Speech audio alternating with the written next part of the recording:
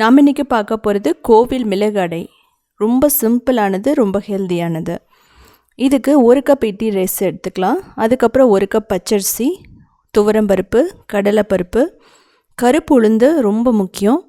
இதெல்லாம் நல்லா கழுவிக்கலாம். கழுவிட்டு நம்ம ஒரு 8 மணி நேரம் இல்லைன்னா நைட்டு ஃபுல்லாக ஊற வச்சிடலாம். இதுக்கப்புறமா நம்ம தண்ணியை வடிச்சிட்டு இதை அரைக்க போகிறோம். மிக்சியில் இல்லைன்னா கிரைண்டரில் நீங்கள் எதில் வேணாலும் போட்டு அரைச்சிக்கலாம். தேவையான அளவு தண்ணி ஊற்றிட்டு ஓரளவுக்கு கரகரப்பாக அரைச்சிக்கலாம். ரொம்ப ஃபைனாக இருக்கணும்னு அவசியம் இல்லை, அதே மாதிரி ரொம்ப கரகரப்பாக இருக்கணும்னு அவசியம் இல்லை. மீடியமாக நீங்கள் அரைச்சிக்கோங்க. உப்பு தேவையான அளவு போட்டுக்கலாம். நல்லா கலக்கி விட்டுக்கலாம். இதுக்கப்புறமா நான் அம்மியில் வச்சு ஜீரகத்தையும் மிளகையும் அரைச்சி வச்சுருக்கேன். அதை நான் போட போகிறேன். இப்போ தேங்காய் 2 டேபிள் ஸ்பூன் துருவன தேங்காய் போட்டிருக்கேன்.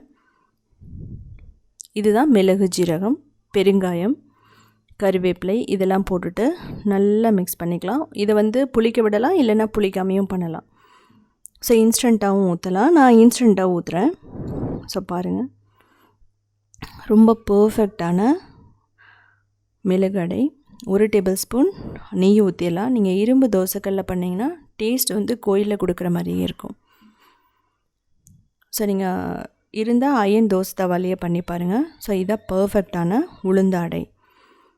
இது பார்த்திங்கன்னா எப்படி இருக்குன்னா நல்ல மணமாக இருக்கும், கருப்பு உளுந்து போட்டிருக்கிறதுனால. முக்கியமாக நீங்கள் இதில் கருப்பு உளுந்து போடுங்க.